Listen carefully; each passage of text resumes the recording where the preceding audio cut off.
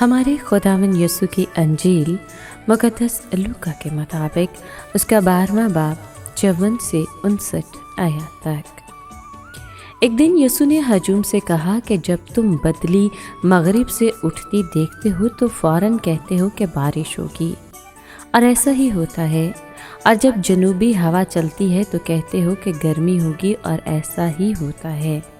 اے ریاکارو، تم زمین اور آسمان کی صورت پہچان لیتے ہو، مگر اس زمانے کو کیوں نہیں پہچانتے؟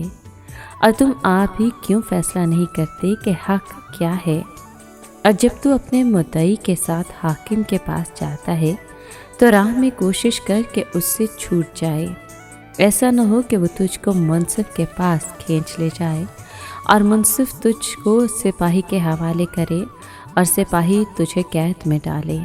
میں تجھ سے کہتا ہوں کہ جب تک تو کوڑی کوڑی ادا نہ کرے گا وہاں سے ہرگز نہ چھوٹے گا۔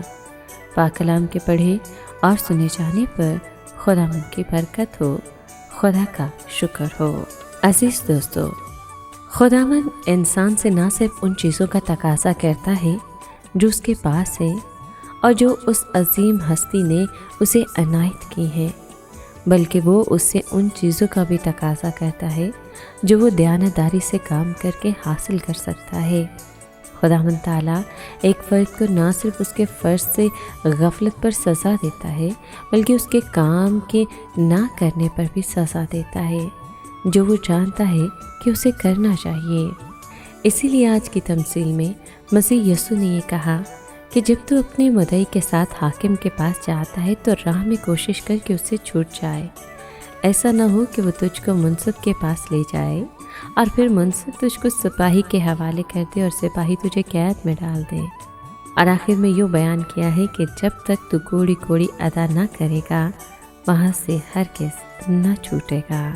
عزیز دوستو، مسیح کی محبت کی ضیافت کا دعوت نامہ ہم تک پہنچ چکا ہے، اور اب ہمیں یہ جاننا ہے کہ کیا ہم اپنی جان کی آسودگی کے لیے اس کے پاس آنے کے مطمئنی ہیں؟ کیا آپ اس کی دعوت اور اس کی باتوں کو قبول کرتے ہیں؟ کیا آپ اپنے دل کے دروازے کو اس کے لیے کھولیں گے کہ عذر پیش کریں گے؟ عذر پیش کرنا چھوڑ دیں اور اس کی عظیم ضیافت میں اپنی جان کو آسودگی پانے دیں۔